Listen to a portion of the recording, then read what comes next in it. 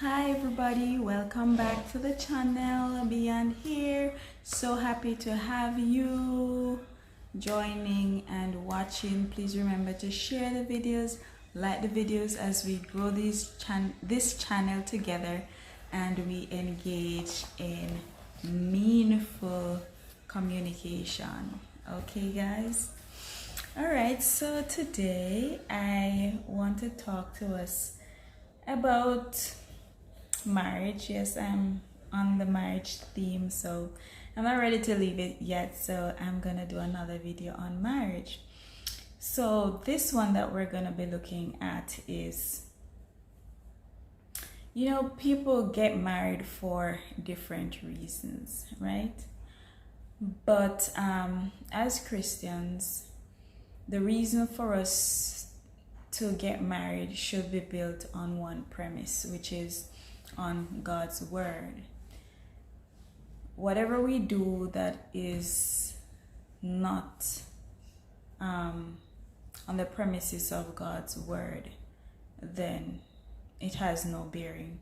And this does not just apply to marriage, but across the board with, as Christian, whatever you do, when it's not built on the premises of Christ, it values nothing really. And so I want to talk to you about invalid reasons for getting married. Yes, that's what we're going to be talking about because there's a lot out there, and sometimes when you talk to different people and you get to understand their reason for getting married, you're like, what? Could somebody really get married for that reason?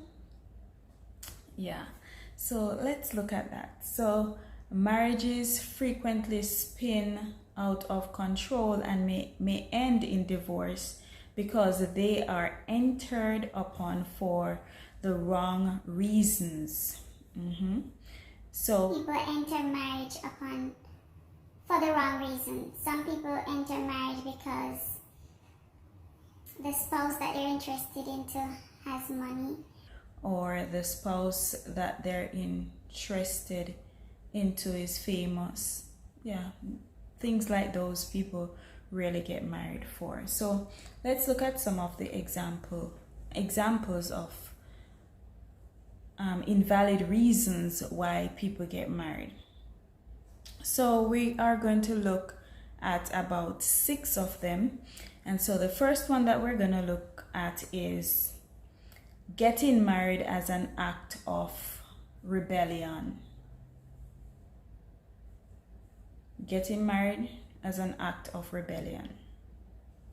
Is that a good reason to get married? It's never a good reason. There are parents who express dogmatic opinions on their idea of a suitable companion for their children. Some young people react to this by deciding to marry the very person who is rejected by their parents. So when this happens, whilst you're an adult and you get to make your own decisions, you want to ensure that, be it your parents or be it older folks who have some experience or are able to look through this person and they have some opinions for you, it's best for you to take the time out, listen to what they have to say, and then do an evaluation. When you're doing this evaluation, you have to be very hard on yourself. If you're not going to be very hard on yourself in terms of, you have to get to the point where you're able to call a spade a spade. And when you're able to do that, then you're going to be able to see the things that are not supposed to be in a spouse. And then you're able to decide whether or not, okay, these are flaws that I'm going to be able to live with. Okay? So you want to make sure you get advice from somebody who is older than you, somebody who has insight, somebody who has some knowledge, somebody who you can listen to, you can have that rapport with, because you have developed a level of trust. Okay. The second one I want to look at is getting married because of physical attraction. Attraction as the only criteria for marriage is a risk, because it is a short-lived phenomenon. If a marriage is built on the beauty of its partners, it will only last as long as this beauty continues and will deteriorate over the years. But even while it does continue, it is not even to keep love alive. So when your marriage is built upon physical attraction, you have to remember that you can lose physical attraction in the snap of a finger, because life has its way, life has its twists and its turns, and a lot of things can happen for you to lose your physical attractions. And you can lose your physical attractions by simple, you get sick. And after you get sick, your physical body doesn't look the way it used to look before this illness. What is then going to happen? Because you were just married because of the physical attraction, then your spouse won't be interested in you anymore. Your spouse is going to go to find somebody who has that physical attraction that he or she wants. So you have to be mindful of that fact. Okay, the third one I want to share with you is getting married out of pity. There are cases where men or women cannot break off a relationship because of the hurt it would cause their partner, or there are those who marry to help partner out of a problem. For example, an addiction to alcohol. Compassion is no substitute for love, and such marriage usually only lasts a short time. Now, you don't marry for pity. If somebody is have an addiction, there are other ways that you can seek to help this person to get over their addiction. You don't have to be married to this person for them to get over their addictions.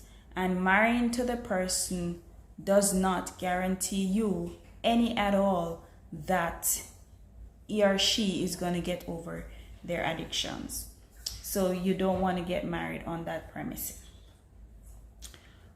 The fourth one that I want to share is getting married for money. Yeah, some people do this. Get married for money because they feel like, oh, once my spouse has money, then life is going to be okay, life is going to be good. No, it doesn't work like that. Those who have millions do have struggles and troubles in their marriages. So money does not solve marriage issues. When economic improvement is the only attraction, omitting all other criteria for living together, money is not even to solve the problems which all arise in the relationship. Money does not solve any problem as it relates to your marriage. It does not. I mean, there are some spouses where if once they're friend when there is money, but when there is no money, then it causes for upset. They don't feel like they can push through the struggles together and get back to the point where they are financially stable. But we ought to remember that you can work together even though there might be challenge financially, economically. You can work together and see improvement because you have the one mindset, the one goal. You know that you're in this thing for the long haul.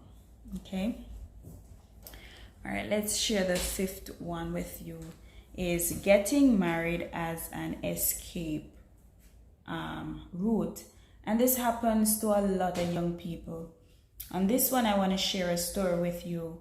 Young people swallow up in adverse family situations may see marriage as a fitting way out. For others, it may represent emancipation from parents with whom they get on badly. Although wanting to escape such situations is for us to do so through marriage. So I know this particular person who got married because of this. She wanted to escape. So this individual, she was young. Her mother was married, but not to her father. And the man that her mom was married to did not like her, and so he treated her really awful. And so very young age, marriage was proposed to her and she accepted. She said yes, and they eventually got married. And she knew within her heart that one of her reasons for saying yes is the fact that she would have somewhere to go. Now she would have a roof over her head, and she would not be where she's not wanted, where she was not liked, she was not loved. And the sad part of that story is that the marriage ended. And so we have to be very careful of what we do and why we do the things we do. So the final one that I want to share with you is getting married on rebound. When a relationship breaks up, there is something, or rather there is sometimes a tendency to start another relationship and rush into marriage. This may be done out of spite or to reveal the hurt brought about by the separation. Neither of these are valid reasons for establishing a lifelong relationship.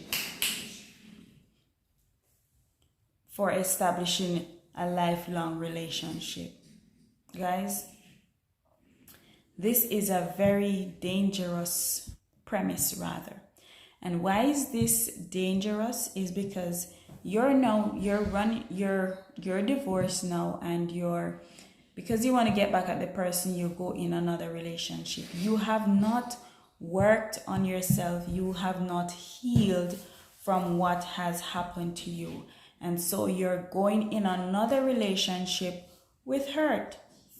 And because you have not let go of all these things, you have not worked on yourself, now you're going to have these baggages going into another relationship with.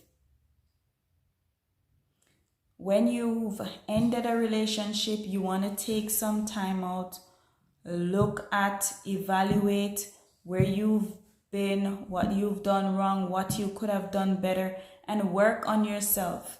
One thing I always say is this: the person that you want to marry, the nice, the kind, the patient, the gentle person that you want to marry, that virtuous person that you are looking for, ensure that you are that virtuous person first. And then you're able to find that in somebody else. Okay? Although many marriages that began for the wrong reasons may result in happy relationships, we should bear in mind the high risk incurred by going into a marriage that is not based on love, but only on exclusively on one of the reasons outlined above. None of these good reasons are valid reasons for you to be married. So be careful of what you do. So the book that I used to make this little presentation this evening is called Happy Couples, and it's by Dr. Juliana Mangulas and Annette Mangulas. And so guys, I hope that this video has some value for you, and that as you consider this little talk, that you may make better decision as it relates to marriage. Thank you guys for watching. See you next time on another episode. Please remember to put God first in all that you do, and He will direct your path. This is not a cliche. This is what He does. He's done it for me, and I'm sure He'll do it for you. Bye. See you next time, guys.